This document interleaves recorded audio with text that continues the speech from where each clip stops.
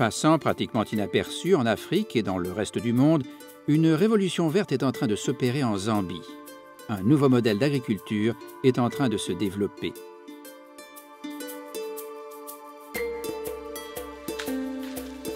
Ce modèle, c'est l'agriculture de conservation qui profite aujourd'hui à plusieurs milliers de petits exploitants. Un nombre qui augmente d'année en année. Mais qu'est-ce que l'agriculture de conservation? C'est un modèle fondé sur 3 principes clés, ou piliers, comme l'explique le docteur Stephen Muliokela. L'agriculture de conservation se fonde sur 3 principes clés, ou piliers. Une perturbation minimale des sols. On réduit les labours au strict nécessaire pour établir une plante efficace et maintenir une levée de culture efficace. Deuxièmement, on introduit des légumineuses pour faciliter la rotation des cultures. Et troisièmement, on laisse en place des résidus de culture qui vont fournir un couvert des sols pour éviter de laisser ces sols nus. Quels sont les avantages de l'agriculture de conservation? Tout d'abord, elle permet d'améliorer les rendements et les revenus. C'est ce qui explique sa popularité grandissante parmi les petits exploitants. Esther Mumba, une agricultrice locale, apprécie bien le système. Ce qu'on constate, c'est qu'aujourd'hui, notre situation s'est améliorée par rapport à ce qu'elle était avant qu'on ait adopté l'agriculture de conservation. Et Noah Piri, un agriculteur qui a été formé par le Conservation Farming Unit en Zambie, explique ce que lui ont apporté ces pratiques innovantes.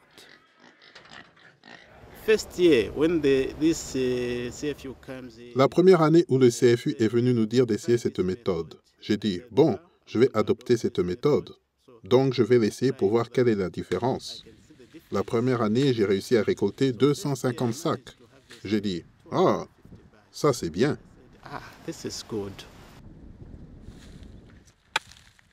Voici comment on procède en Zambie. Tout d'abord, on creuse de petites cuvettes de précision après la récolte et on les entretient d'année en année.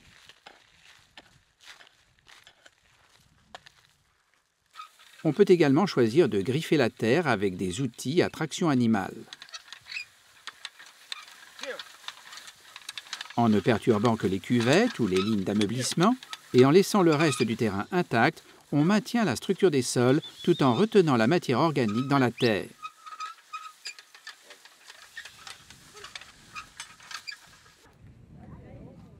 Tandis que le labour conventionnel fait le contraire, en exposant le sol et en le dégradant au fil des années.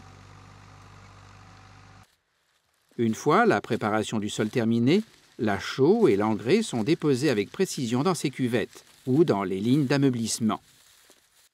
La terre est remblayée. Les agriculteurs peuvent préparer la terre pendant la saison sèche.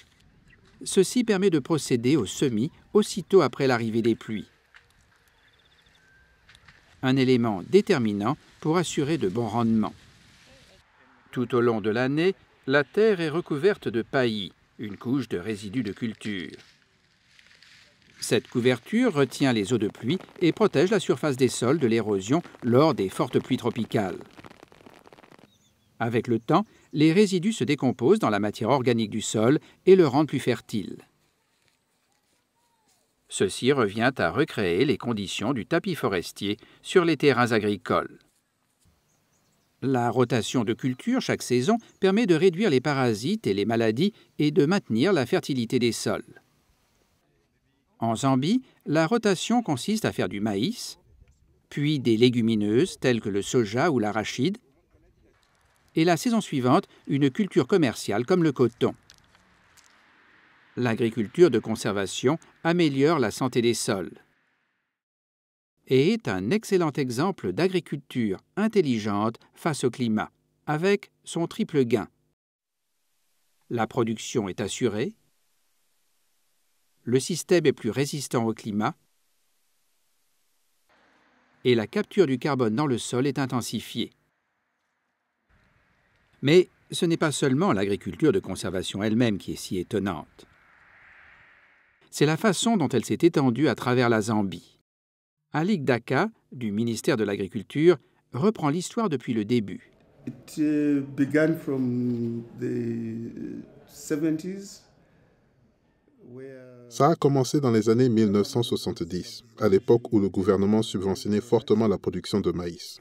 Sous l'effet de la monoculture, les sols s'épuisaient, et quand on s'est aperçu que les rendements devenaient de plus en plus bas, le gouvernement en est arrivé à la conclusion qu'il était nécessaire d'introduire l'idée d'une agriculture de conservation.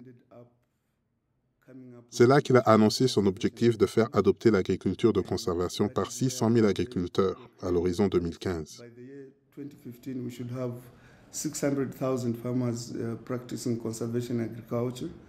Cet objectif fut présenté dans la déclaration de politique du gouvernement en 1999. Il a pu sans doute paraître ambitieux, mais déjà à l'aube de 2012, 250 000 petits exploitants ont adopté le système. La Zambie est en voie d'atteindre son objectif de 600 000 exploitants en 2015, la moitié du nombre total.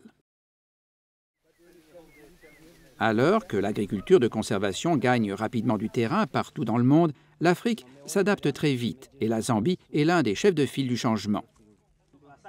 Si un agriculteur apprécie une pratique et qu'il a les moyens de la mettre en œuvre, il l'adopte rapidement, souvent en l'apprenant d'un autre exploitant. Mais le cas de la Zambie ne s'arrête pas là. Une équipe de chercheurs dans le pays continue d'apporter des améliorations à l'agriculture de conservation pour les agriculteurs. Ici, au poste de recherche du GART, on travaille à l'intégration d'un arbre indigène, le Federbia albida.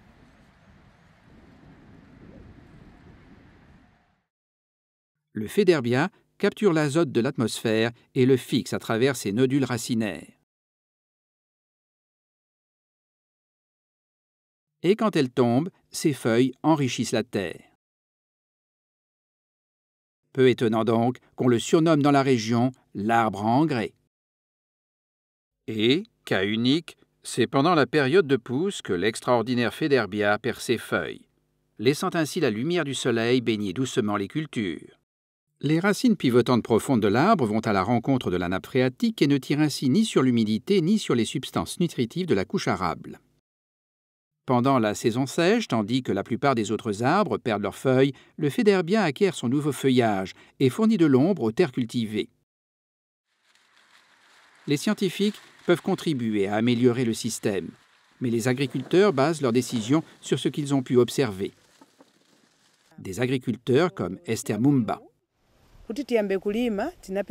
Dès notre première tentative avec l'agriculture de conservation, on a pu s'acheter 4 bêtes. C'est là que je me suis rendu compte que c'était très rentable. On a réussi à financer l'éducation de nos enfants jusqu'à la 12e année.